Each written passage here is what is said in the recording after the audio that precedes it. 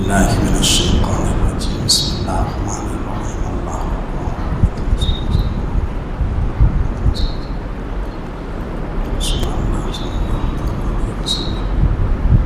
السلام علیکم ورحمۃ اللہ وبرکاتہ۔ الحمد للہ نحمده ونستعینه ونستغفره ونؤمن به ونتوکل علیہ ونعوذ باللہ من شرور انفسنا ومن سیئات اعمالنا من يهده الله فلا مضل له ومن يضلل فلا هادي له ونشهد ان لا اله الا الله وحده لا شريك له ونشهد ان محمدا عبده ورسوله اما بعد فاعوذ بالله من الشيطان الرجيم بسم الله الرحمن الرحيم كل نفس ذائقة الموت وقال الله تبارك وتعالى وَاعْلَمُوا أَنَّمَا فِيكُمْ أَمْوَالُكُمْ وَأَوْلَادُكُمْ فِتْنَةٌ صدق الله المولان العظيم وبلغ رسوله النبي الأمين المتين المبين الكريم ونحن على ذلك لمن الشاهدين والشاكرين والحمد لله رب العالمين إن الله وملائكته يصلون على النبي يا أيها الذين آمنوا صلوا عليه وسلموا تسليما اللهم صل على محمد وعلى آل محمد بارك وسلم صلوا عليه صلاة وسلام عليك يا رسول الله صلى الله عليه وسلم۔ تمام حمد و ثنا تعریف و توصیف خوبیاں بھلائیاں اللہ جل مجدہ الکریم کی ذات بابرکات کے لیے لاکھوں کروڑوں بے حساب بے شمار درود و سلام ہو اللہ کے حبیب و محبوب حضرت محمد مصطفیٰ صلی اللہ علیہ وسلم کے ذات والا صفات پر۔ اللہ تعالیٰ کی بارگاہ میں دعا ہوں اللہ تبارک و تعالیٰ میری زبان پر کلمہ حق جاری فرمائے۔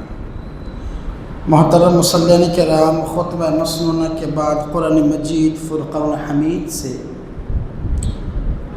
دو آیاتوں کو میں نے تلاوت کا شرف حاصل کیا ہے اور میں کوشش کروں گا کہ ان دونوں آیاتوں کی روشنی میں کچھ باتیں آپ کی گوش گزار کروں۔ قرآن مجید فرقان حمید کی پہلی جس آیت مقدس کو میں نے پڑھا اس میں اللہ پاک کا فرمان ہے وَاعْلَمُوا أَنَّمَا أَمْوَالُكُمْ وَأَوْلَادُكُمْ فِتْنَةٌ۔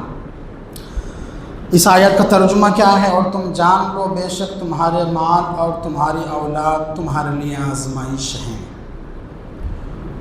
دوسری آیت مقدس کو جو میں نے پڑھا اس میں اللہ پاک کا فرمان ہے کل نفس ذائقۃ الموت،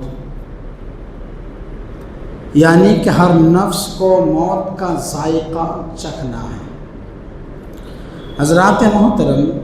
سب سے پہلے آئیے پہلی آیات کی تشریحات اور اس کی روشنی میں کچھ باتیں کرتے ہیں۔ اللہ پاک نے فرمایا وَاعْلَمُوا أَنَّمَا أَمْوَالُكُمْ وَأَوْلَادُكُمْ فِتْنَةٌ۔ اللہ پاک فرما رہا ہے کہ تم جان لو،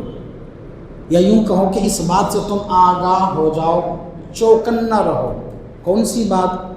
انما اموالکم واولادکم فتنہ، کہ تمہارے جو مال ہیں اور تمہاری جو اولادیں ہیں وہ تمہارے لیے آزمائش ہیں۔ حضرات محترم، اگر ایک نظر سے دیکھا جائے تو پھر اولاد اور مال یہ تو آزمائش نہیں بلکہ رب کی بہت بڑی نعمت ہے۔ اس بات کو ہم سارے لوگ جانتے ہیں کہ شادی کے 1 سال 2 سال 3 سال گزر جائے اور پھر اولاد نہ ہونا تو پھر وہ لوگ سکون سے نہیں بیٹھتے بلکہ وہ حکیم اور ڈاکٹروں کے دروازے کھٹکھٹاتے ہیں اور جہاں جہاں سے اطلاعیں ملتی ہیں وہاں پہنچتے ہیں، اپنے علاج اور معالجہ کراتے ہیں۔ یقیناً اولاد گھر میں نہ ہو تو پھر وہ گھر سونا ہو جاتا ہے۔ گھر کی رونقیں اولاد سے وابستہ ہیں، اور جناب یہ اولاد جو ہیں یہ آنکھوں کی ٹھنڈک، دل کا سکون، اولاد کے لیے محنت مشقت کر کے جب کوئی نوالا کھلاتے ہیں تو ہمیں دیکھ کر ہی سکون ملتا ہے۔ اولاد یقیناً بڑھاپے کا سہارا، زندگی کا سرمایہ، اولاد سے وابستہ امیدیں جڑی رہتی ہیں۔ مگر یہاں پر کہا جا رہا ہے کہ اولاد تمہارے لیے آزمائش ہے۔ اسی طرح اگر بات کریں گے دولت اور مال کی تو جناب آج کے دور میں مال کے بغیر زندگی جینا محال اور مشکل ہے۔ بشری تقاضوں کو پورا کرنے کے لیے مال کا ہونا بہت ضروری ہے۔ کوئی بھی نیکی خیر کے کام کو انجام بھی نہیں دے سکتے جب تک کہ آپ کے پاس مال اور وسائل نہ ہو، ٹھیک ہے جی۔ مگر یہاں قرآن یہ کہہ رہا ہے کہ تمہارے مال، تمہاری اولاد تمہارے لیے آزمائش ہے، تو اس کا پھر کیا مطلب ہوا؟ تو جناب مفسرین نے بڑے سادے اور خوبصورت جواب دیے ہیں کہ یہ آزمائش اور فتنہ اس وقت بنتے ہیں جب ہم ان دونوں کی محبت میں گم ہو کر خدا اور اس کے رسول کے حکموں کو پھلانگ کر، جب ان دونوں اولاد اور مال، ان دونوں شے یا دونوں چیز کے پیچھے ہم چلنے لگتے ہیں، تمام حکموں کو، تمام احکامات کو، تمام اصول اور ضابطے شریعت کے نظام اور دستور کو پیچھے رکھ کر جب ہم ان دونوں چیز کی طلب میں نکل پڑتے ہیں تو پھر جناب یہ دونوں چیز، خواہ وہ دولت ہو یا اولاد ہو، وہ ہمارے لیے آزمائش بن جاتی ہے۔ اب جانتے ہیں اس بات کو، آج کا جو زمانہ ہے بس کسی بھی طرح ہو مال آنا چاہیے، دولت آنی چاہیے، وہ حرام سے ہو، وہ سود کا ہو، وہ ڈکیتی کا ہو، وہ لوٹا ہوا ہو، وہ رشوت کا ہو،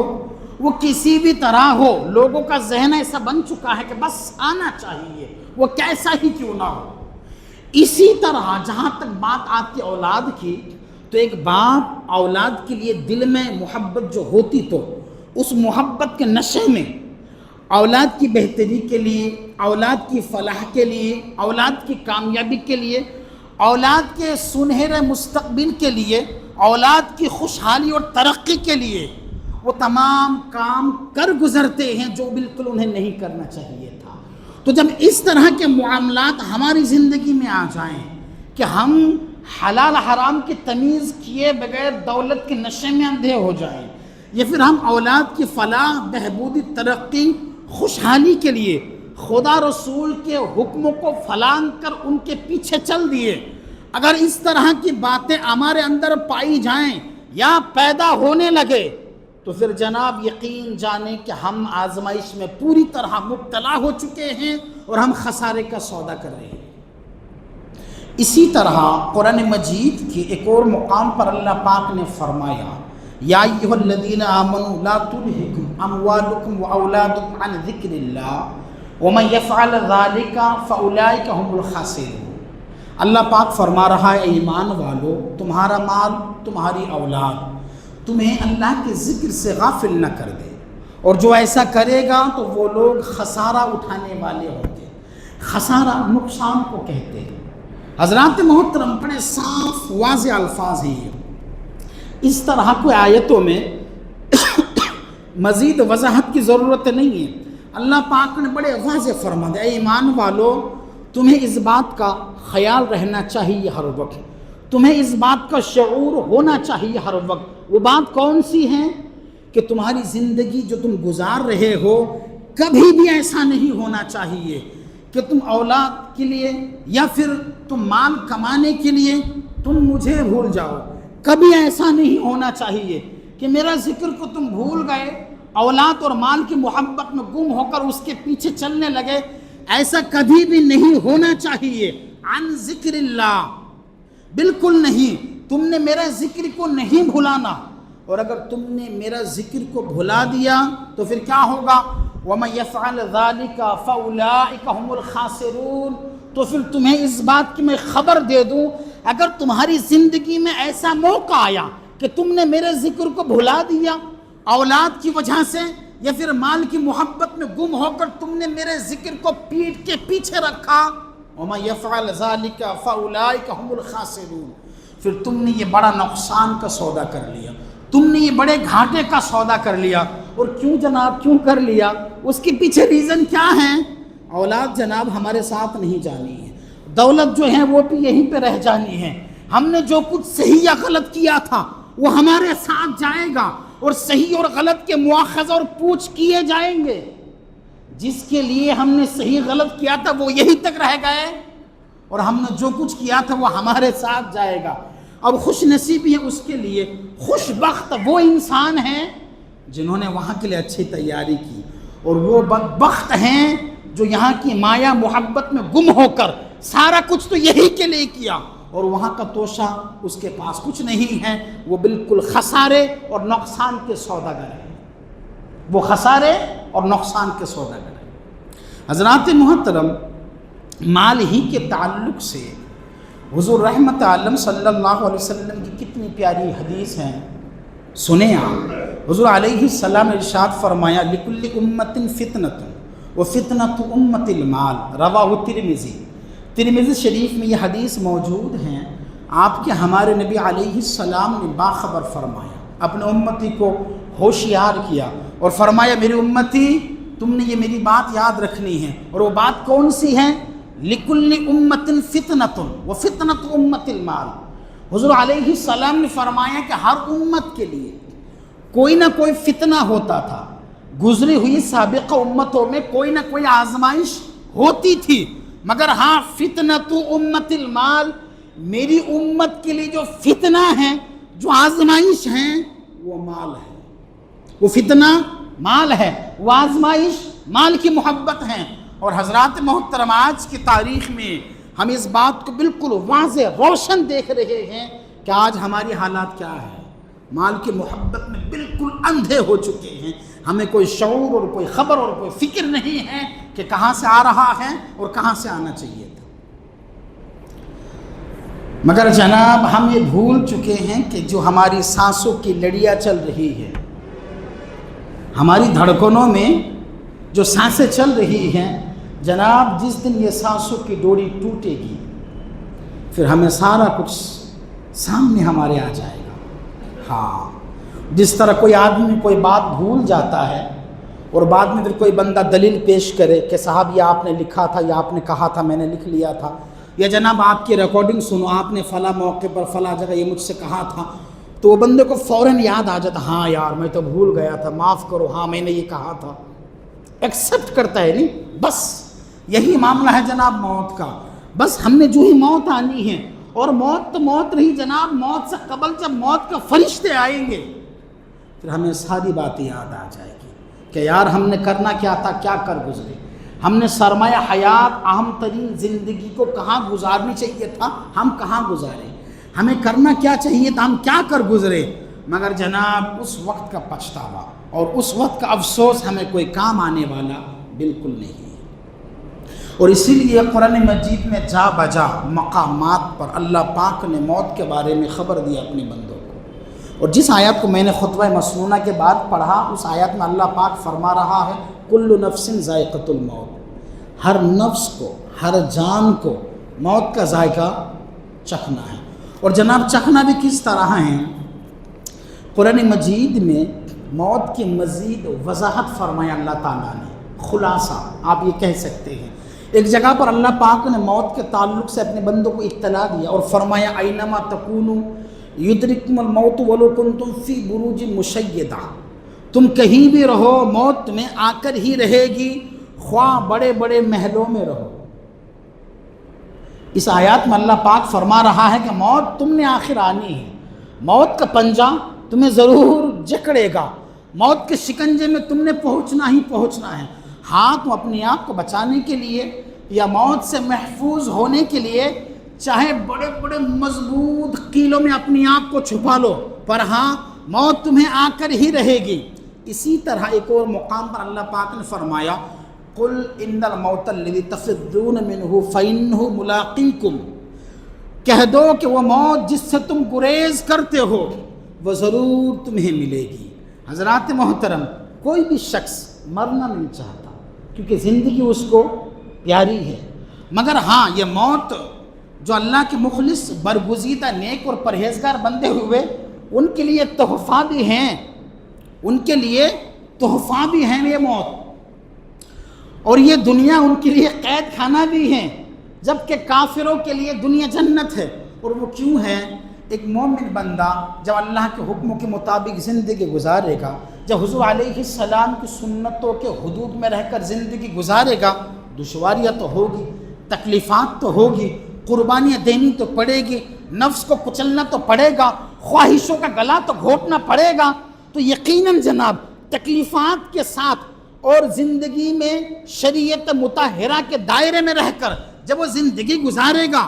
تو جناب یہ زندگی اس کو قید کی مانند محسوس ہوگی، اور جب وہ مرے گا اور رب کے حضور پہنچے گا اور جب وہ رب کی طرف سے انعام اور اکرام کو پاتا ہوئے دیکھے گا، جب وہ رب کی طرف سے جزا اور نعمتیں اس کو ملے گی تو اس بندے کو یوں محسوس ہوگا جیسا کہ وہ دنیاوی زندگی قید والی زندگی گزار کے گیا ہے۔ اس کے مقابل میں پھر کافروں کے تعلق سے ہیں، کافروں کے لیے دنیا جنت ہے، کیونکہ جناب جب وہ مرے گا اس کی روح جسم سے جب نکلے گی تکلیفات اس کو ہوگی، اور جب پھر اس کو جہنم کا سامنا کرنا پڑے گا، اور جب اس کے ساتھ قبر بدترین سلوک کرے گی، جب خدا تعالیٰ کی غضب اور اس کے جلال اور اس کے جہنم میں ڈالا جائے گا، تو جب وہ تکلیفات کا سامنا کرے گا تو اس کو دنیا کی زندگی یاد آئے گی، اور اس طرح یاد آئے گی جیسا کہ وہ دنیا میں جنت کی زندگی گزار کر اخروی زندگی میں جب جہنم کا سامنا کرے گا تو جہنم کے مقابلے میں دنیا کی زندگی اس کو جنت تصور ہوگی، اس کو جنت تصور ہوگی۔ تو جناب میں عرض یہ کر رہا تو مرنا تو کوئی نہیں چاہتا، اور ہم جیسے گنہگاروں کی بات ہے، ورنہ جو نیک لوگ ہیں ان کے لیے موت تحفہ ہے، ان کے لیے دنیا قید خانہ ہے، ان کے لیے آخرت جنت اور ہمیشہ اور دائمی کامیابی کی زندگی ہے۔ پر جناب ہم جو ڈرتے ہیں موت سے، گویا کہ اس طرح کی آیتیں ہم لوگوں کو مخاطب کرتی ہیں، اور کیا قُلْ إِنَّ الْمَوْتَ الَّذِي تَفِرُّونَ فَإِنَّهُ مُلَاقِيكُمْ، اللہ پاک نے فرمایا کہہ دو وہ موت جس سے تم گریز کرتے ہو، گریز کا معنی دور جانا، نفرت کرنا، بچانا اپنی آپ کو، یعنی جس موت سے آپ گریز کرتے ہیں اللہ پاک فرمایا فَإِنَّهُ مُلَاقِيكُمْ، وہ ضرور تم کو ملے گی۔ تو جناب موت تو آخر کار ہم نے آنی ہے، مگر وہ آدمی بڑا کامیاب اور نفع اور انوکھا سودا کر رہا ہے جس نے ہمیشہ اس طرح کے تصورات اپنے ذہنوں میں پال کر اور خدا رسول کے حکموں کے تابع ہو کر زندگی گزارتا ہے۔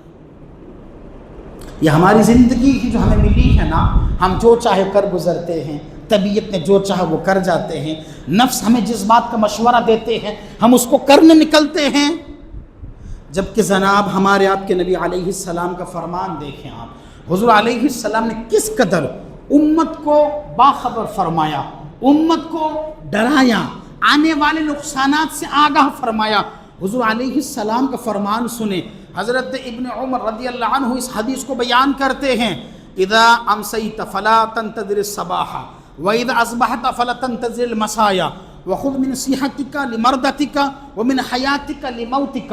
حضرت عبداللہ ابن عمر رضی اللہ عنہ کہتے ہیں کہ حضور رحمت عالم صلی اللہ علیہ وسلم کو یہ میں نے کہتے ہوئے سنا ہے، حضور علیہ السلام نے ارشاد فرمایا کیا کہ جب تو شام کرے صبح کا پھر انتظار نہ کر، اور جب تو نے صبح کر لی پھر تو نے شام کا انتظار نہ کر، اور اپنی صحت میں مرض کے لیے جمع کر لے اور اپنی زندگی میں موت کے لیے جمع کر لے۔ حضرات محترم یہ کس قدر بات ہے، دلوں کو ہلانے والی بات ہے۔ جناب والا ہماری طبیعت میں ایک قسم کا زلزلہ پیدا کرنے والی بات ہے۔ حضور علیہ السلام نے فرمایا کہ میرے امتی میں تمہارا نبی تمہیں اس بات کی اطلاع دے رہا ہوں، کیوں؟ کیونکہ موت کا تو کچھ بھروسہ نہیں ہے، اس کی کوئی اطلاع، کوئی خبر، کوئی مستند وقت کا تو ہمیں پتہ نہیں ہے، بس اتنا پتہ ہے کہ وہ آنی ہے۔ تو پھر تمہارا طرز عمل یہ ہونا چاہیے، تمہارا زندگی گزارنے کا طریقہ یہ ہونا چاہیے، اگر تم نے خیر اور سلامتی کے ساتھ تم نے شام گزار لی ہے پھر صبح کا انتظار نہیں کرنا، اور اگر تم نے خیر و عافیت کے ساتھ تم نے صبح کر لی ہے پھر تم نے شام کے انتظار نہیں کرنی ہے، اور ہاں تم جو صحت مند ہو، تمہارے جسم میں جو طاقت سلامت ہے، تمہارے اعضائے بدن جو محفوظ اور سلامت ہیں، تو تمہاری صحت والی زندگی میں تم کو یہ چاہیے کہ تم جب بیمار پڑو تو اس سے قبل خوب نیکی، خیر، بھلائی اور اللہ کو راضی کرنے والے کاموں کو کثرت کے ساتھ کرو۔ کیوں؟ جب تم بیمار ہو جاؤ گے تمہارا جسم رب کی اطاعت اور عبادت اور بندگی کرنے کی صلاحیت نہیں رکھے گا، اس وقت تم چاہو گے کہ کاش میں صحت مند ہوتا، رب کی عبادت کرتا، کاش میرے اعضائے بدن سلامت ہوتے، رب کے حضور سجدہ بجا لاتا۔ اس لیے میں تمہیں اب خبر دے رہا ہوں کہ تم اپنی صحت میں مرض کے لیے کچھ جمع کر لو، اور ہاں من حیاتک لموتک، اور تم اپنی موت سے قبل اپنی زندگی میں موت کے لیے تیاریاں کر لو، کیونکہ جناب جب موت آ جاتی ہے پھر انسان نہ تو وہ نیکی کر سکتا نہ وہ گناہ کر سکتا، نیکی اور گناہ کے دونوں دروازے مرنے کے بعد بند ہو جاتے ہیں۔ حضور علیہ السلام کا فرمان دیکھیں، آپ ذرا ٹھنڈے دماغ سے سوچیں کہ حضور نے کس طرح ہمیں آپ کو آگاہ فرمایا، گویا کہ جس طرح کوئی شفیق رحم دل مہربان باپ اپنے بیٹے کو نفع نقصان سے آگاہ کرتا ہے، چوکنا اور تاکید اور تنبیہ کرتا ہے، اس سے کہیں زیادہ ان جملوں میں وہ محبت جھلک رہی ہے کہ میرے امتی، میں تجھے خبر دے رہا ہوں کہ بس اپنے زندگی کے ہر پل کو غنیمت سمجھ، اور اپنی زندگی میں وہ تمام نیکی کا کام کر جو مرنے کے بعد تجھے کام آئے، اور اپنی صحت میں کثرت کے ساتھ نیکی بھلائی کے کاموں کو انجام دے۔ اگر تم مرض میں مبتلا ہو جائے تو یہ تیری نیکی کے کام تیرے ساتھ جائے۔ اور یہ بات سچ ہے، جب کوئی انسان مرض میں مبتلا ہو جائے تو معذور ہو جاتا ہو، وہ معذور ہو جاتا ہے۔ اگر کسی بندے کا مرض اس لیول پر ہے کہ وہ اللہ کی عبادت کو انجام نہیں دے سکتا تو وہ معذور میں شمار کیا جائے گا۔ تو جناب اب تو تم معذور ہوئے، جب تمہاری صحت سلامت تھی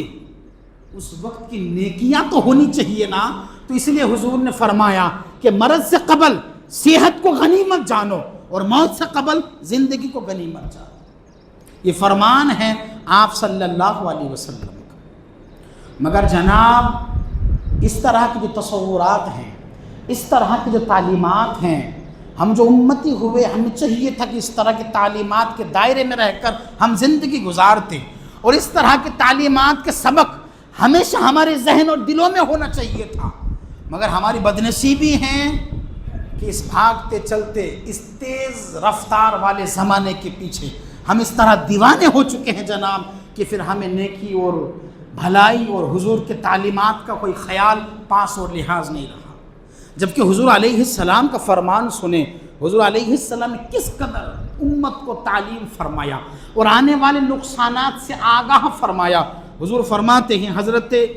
عبداللہ ابن عمر اس حدیث کو روایت کرتے ہیں، وہ کہتے ہیں کہ حضور رحمت عالم صلی اللہ علیہ وسلم نے ارشاد فرمایا، کن فی الدنیا کانک غریب او عابر سبیل، رواہ بخاری۔ یہ حدیث بخاری شریف میں ہے۔ حضرت عبداللہ ابن عمر رضی اللہ عنہ کہتے ہیں کہ حضور رحمت عالم صلی اللہ علیہ وسلم نے ارشاد فرمایا، دنیا میں ایسے رہو جیسا کوئی اجنبی یا راہ چلتا مسافر۔ دو جملہ، مگر جناب اس دو جملے کی جو وضاحت ہیں، اگر ان دونوں جملے پر عمل کرنے لگے نا تو جناب ہم کامیاب ہو گئے، ہم دنیا کی جھنجھٹ اور مصیبتوں سے پار پڑ جائیں گے۔ حضور نے فرمایا کہ تمہارا زندگی گزارنے کا ڈھب اور سلیقہ ایسا ہونا چاہیے، تمہاری زندگی گزارنے کا اصول اور ضابطے ایسے ہونے چاہیے جس طرح کوئی اجنبی شخص یا کوئی مسافر اپنے سفر کو طے کرتا۔ جناب والا، جو اجنبی ہوتا مسافر ہوتا انہیں اپنی منزل کی طرف جانا ہوتا ہے۔ جب کوئی مسافر سفر کی تھکاوٹ میں چور ہوتا ہے، اگر وہ کسی جگہ پر قیام بھی کرتا ہے، اگر تھوڑی دیر کے لیے بیٹھتا یا سوتا ہے تو جناب اس کا سونا بیٹھنا پرماننٹ نہیں ہوتا، بلکہ انہیں اپنے منزل مقصود کی طرف جانے کے لیے جد و جہد اور ذہنوں پہ تصور رہتا کہ ہم نے جانا ہے۔ اور جناب کتنے ایسے لوگ ملیں گے جو ٹرینوں کے سفر کرتے ہیں، جناب سوتے نہیں، وہ اگر وہ تنہا ہو وہ سوتا نہیں ہے، کیوں؟ اس کو 4 گھنٹے کے بعد سفر کرنا ہے، ریزرویشن اس کے پاس ہے، اگر ٹرین نکل گئی وہ سوتا رہ گیا پھر سارا سفر بیکار ہو جائے گا، مشکلات بڑھ جائے گی، تکلیفیں زیادہ ہو جائے گی۔ تو جناب حضور نے مسافروں کی تشبیہ دیا، حضور علیہ السلام نے اجنبی کی تشبیہ دی کہ جس طرح کوئی اجنبی کسی شہر کی جانب نکلتا ہے، وہ کسی سے دوستی نہیں کرتا، یاری نہیں کرتا، وہ اپنا رقیب اور ہمیاری نہیں بناتا، اور کوئی مسافر جب سفر کرتا وہ کسی جگہ پر لاپرواہی بے توجہی نہیں کرتا، بلکہ اس کی توجہ اپنی سواری اپنی منزل کی جانب ہوتی ہے۔ میرے امتی، میں تیرا نبی ہو کر تمہیں اس بات کی اطلاع دیتا ہوں، جب تم دنیاوی زندگی کاٹو گے اور جب تم دنیا میں زندگی گزارو گے تو تمہارا وہی تصور اور وہی خیال، وہی ڈھب اور سلیقہ ہونا چاہیے جو اجنبی کا ہوتا ہے اور مسافر کا ہوتا ہے، جو اجنبی کا ہوتا ہے اور مسافر کا ہوتا ہے۔ مگر ہماری بدنصیبی دیکھیں، ہم اپنے آپ کو ٹٹولیں کہ ہمارا دھیان کہاں ہے اور ہماری منزل کہاں ہے۔ سوچیں، ہم آئے کہاں تھے، جانا ہم نے کہاں ہے، آئے کیوں تھے، کر کیا رہے ہیں، کرنا کیا چاہیے تھا۔ جناب والا اس طرح کے تصورات کو ہم نے ایسے پیچھے چھوڑا ہے جس طرح حرف غلط کو لکھ کر یوں کاغذ کا پڑیا بنا کر پھینک دیتے ہیں، ٹھیک اسی طرح اس طرح کے تصورات کو ہم نے پیچھے پھینک دیا ہے۔ جبکہ ہر حال میں ہم نے موت کا سامنا کرنا ہے، جبکہ ہر حال میں ہم نے قبر کی تنہائی میں پہنچنا ہے، جبکہ ہر حال میں ہم نے فرشتوں کو جواب دہی کرنی ہے، جبکہ ہر حال میں ہمیں اپنے نیکی گناہوں کے وزن کروانے ہیں، جبکہ ہر حال میں ہمیں رب کے حضور حاضر ہو کر زندگی بھر کے تمام حساب کتاب دینے ہیں۔ مگر ہمارا طریقہ کیا ہے؟ ہم جی ایسے رہے ہیں جس طرح کفار اور مشرکین جیتے ہیں، ہم جی ایسے رہے ہیں جس طرح یہود اور نصارہ جیتے ہیں، جبکہ ان کی ہماری زندگی کا کوئی تعلق نہیں ہے، اور ہم موت کو بھول بیٹھے ہیں۔ جناب آئے میں آپ کو بتاؤں، بس بات کو ختم کی طرف لے چلا ہوں۔ امام جلال الدین سیوطی رحمۃ اللہ علیہ نے بڑی خوبصورت بات نقل کی ہے۔ وہ کہتے ہیں کہ جب ملک الموت آتی ہے حکم الہی سے اور کسی بھی شخص یا فرد کی جب روح کو قبض کرتا ہو تو جب اس کے گھر والے رونے لگتے ہیں نا جناب، تو ملک الموت جب اس کی روح کو لے کر چلنے لگتے ہیں اللہ کے حضور، اور جب گھر والے مرحوم کے اہل خانہ یا مرحومہ کے اہل خانہ جب رونے لگتے ہیں، چیخو پکار کرنے لگتے ہیں، امام جلال الدین سیوطی اپنے کتاب شرح الصدور میں اس بات کو نقل کیا۔ وہ کہتے ہیں کہ ملک الموت جب کسی بھی فرد یا شخص کی، کسی بھی جان کی جب روح کو قبض کر کے حکم الہی سے لے کے نکلتے ہیں اور مرنے والے کے اہل خانہ اس کے میت پر جب رونے چیخو پکار کرنے لگتے ہیں تو ملک الموت پلٹتا اور پلٹ کر اس مرحوم کے چوکھٹ کو پکڑ کر مرنے والے کی میت پر رونے والے لوگوں کو مخاطب کر کے کہتا، اور کیا کہتا کہ سنو، نہ تو میں نے اس کا رزق کھایا ہے، نہ تو میں نے اس کی عمر میں کوئی کمی کی ہے، بلکہ میں رب کے حکم پر مامور ہوں، میں نے رب کے حکم کا انجام دیا۔ اور پھر ملک الموت یہ جملہ کہتا ہے، اور جملہ کیا ہے؟ وَأَنَّ لِي فِيكُمْ لَعُودَةٌ ثُمَّ عَوْدَةٌ حَتَّى لَا أَبْقَى مِنْكُمْ أَحَدٌ۔ ملک الموت کہتا ہے کہ میت پر رونے والوں، نہ تو میں نے اس کی زندگی میں کوئی لمحہ چھینا ہے، نہ تو میں نے اس کا رزق کھایا ہے، بلکہ میں اپنے رب کے حکم پر مامور اور رب کے حکم کا پابند ہوں، اور ہاں اسی طرح میں نے پے در پہ آنا ہے۔ وَأَنَّ لِي فِيكُمْ لَعُودَةٌ ثُمَّ عَوْدَةٌ حَتَّى لَا أَبْقَى مِنْكُمْ أَحَدٌ۔ میں مسلسل آتا رہوں گا حتیٰ کہ تم میں سے کوئی ایک بھی نہیں بچے گا، حتیٰ کہ تم میں سے کسی ایک کو بھی میں نہیں چھوڑوں گا، تم میں سے کوئی ایک یہاں پر ہمیشہ نہیں رہے گا۔ تو جناب یہ ہے ہماری زندگی کی حقیقت۔ ہمیں اپنے آپ کو چوکنا رکھنا چاہیے، مگر ہماری بدنصیبی ہے کہ 2 مہینے بعد ہمارا گیس کا ختم ہونے کے لیے پہلے سے پیسہ جوڑ کے رکھتے ہیں، 6 مہینے کے بعد بچے کے اسکول کا فیس بھرنا ہوتا ہے، ہم ابھی سے اس کی سیونگ چالو کرتے ہیں، 3 مہینے پہلے عید آتی ہے، بچوں کے لیے کپڑے سوئیاں کے انتظام ہم ابھی سے کرتے ہیں، 20 سال بعد جب بڑھاپے میں ہمارا کیا ہوگا اس کے لیے بیمہ، لائف انشورنس اور نہ جانے کیا کچھ ہم ابھی سے کر کے رکھتے ہیں۔ اور ہماری بدنصیبی یہ ہے کہ ہم نے اس جہاں کے بعد ایک اور جہاں کا سفر کرنا ہے، اس دنیا کے بعد ایک اور خطرناک، طویل، لامحدود، ہمیشہ کی زندگی میں جانا ہے، اور جناب اس کی تیاری ہماری زیرو میں کہتا زیرو ہے۔ امام جلال الدین سیوطی رحمۃ اللہ علیہ نے اپنی کتاب شرح الصدور میں ایک اور حدیث بیان کیے ہیں۔ وہ کہتے ہیں کہ ایک موقع پر حضور رحمت عالم صلی اللہ علیہ وسلم نے ملک الموت سے پوچھا کہ ملک الموت تم جو میرے امتی کے روح کو قبض کرتے ہو تو تم اپنے جانے سے قبل اپنے کسی قاصد کو کیوں نہیں بھیجتے ہو تاکہ تمہاری آمد کی اطلاع پا کر وہ باخبر ہوشیار تیاریاں کرنے لگے؟ تو ملک الموت نے جواب دیا قسم ہے اس ذات کی جس کی قبضہ قدرت میں میری جان ہے، اللہ کے رسول میرے جانے سے قبل پے در پہ میری جانب سے قاصد پہنچتے ہیں۔ حضور علیہ السلام نے پوچھا اور تمہارے قاصد تم سے قبل پہنچتے ہیں وہ کون سے قاصد ہیں؟ تو ملک الموت نے جواب دیا یا رسول اللہ صلی اللہ علیہ وسلم بڑھاپا آنا، جسم پر کمزوری طاری ہونا،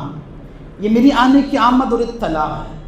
آنکھوں کی بصارت، کانوں کی سماعت، بیماریاں آنا،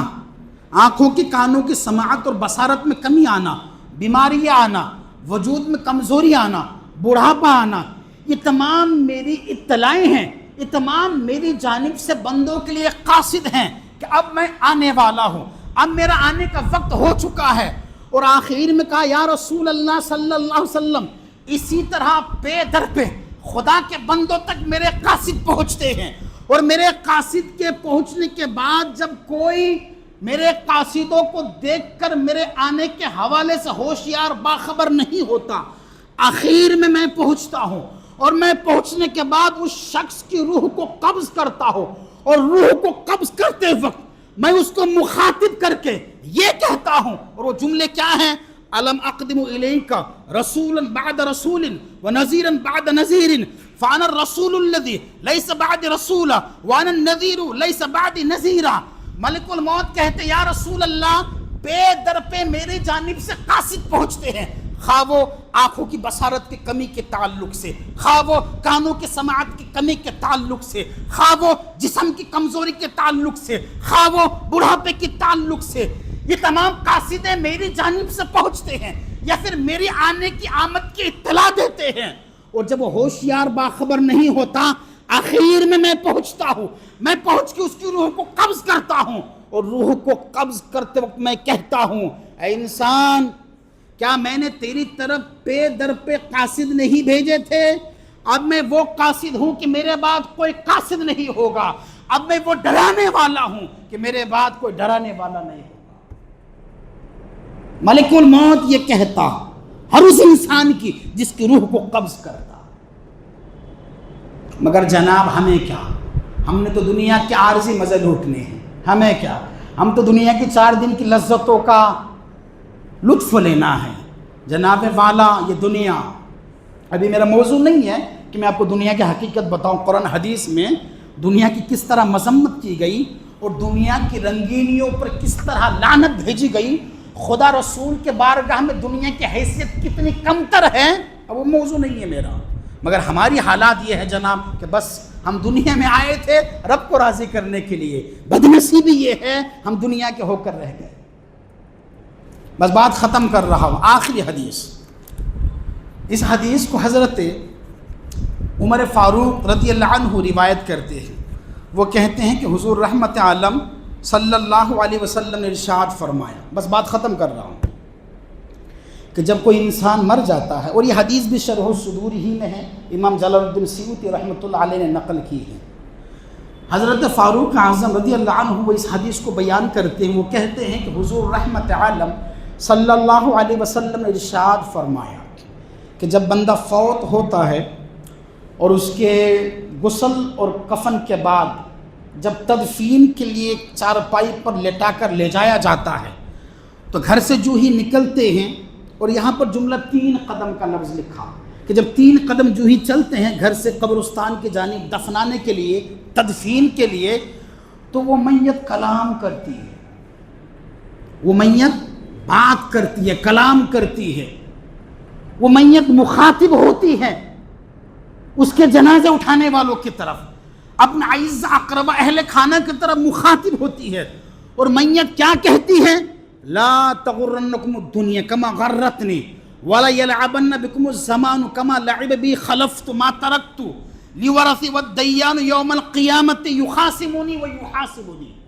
اور یہ لفظ ہیں کہ حضرت فاروق اعظم کہتے ہیں کہ نبی علیہ السلام نے جو فرمایا یہ حدیث، تو حضور نے فرمایا جب میت کلام کرتی ہے اور میت کے کلمات کے یہ جملے ہیں، مگر میت کے کلمات کے جملے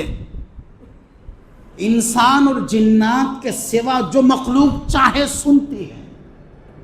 میت کی یہ باتیں، میت کی یہ گفتگو، میت کی یہ جملے سوائے جنات اور بشر کے باقی تمام مخلوق جو چاہے سنتے ہیں۔ اور میت کیا کہتے ہیں؟ لا تغرنکم الدنیا کما غرتنی، میت کہتی ہے دنیا تم کو دھوکے میں نہ ڈال دے جیسا مجھے ڈالا ہے، کما غرتنی ولیلعبن بکم الزمان، اور زمانہ تم سے نہ کھیلے جس طرح مجھ سے کھیلا ہے۔ ما ترکت لورث والدیان، اور جو کچھ میں نے کمایا تھا میرے وارثوں کے لیے میں نے چھوڑ دیا ہے، جو کچھ میں نے کمایا تھا میرے وارثوں کے لیے میں نے چھوڑ دیا ہے۔ والدیان یوم القیامت یخاصمونی ویحاسبونی، اور ہاں میرے قرضدار، قرض لینے والا قیامت کے دن وہ مجھ سے جھگڑا کرے گا اور مجھ سے حساب کرے گا۔ حضور علیہ السلام نے فرمایا کہ جنات اور انسان کے سوا باقی مخلوق یہ سنتے ہیں، اور یہ سچ ہے جناب۔ ہم جو مر جاتے ہیں، مال و زر جو کچھ بھی ہم نے کمایا تھا زندگی میں ایڑی چوٹی کا زور لگا کر ہم نے جو کچھ بنایا تھا وہ تو یہی رہ جانا ہے، وراثت کے روپ میں تقسیم ہونا ہے اولادوں پر، بیوی پر، بچوں پر۔ مگر ہاں ہم نے جس کسی سے جو کچھ کیا تھا۔ اچھا، اس حدیث کو سمجھنے کے لیے ایک اور حدیث، بات ختم کرنے چلا ہوں۔ حضور علیہ السلام نے ایک موقع پر صحابہ کو فرمایا، میرے صحابہ بتاؤ سب سے غریب کون ہے؟ مسکین کا لفظ ہے حدیث میں کہ سب سے بڑا مسکین کون ہے؟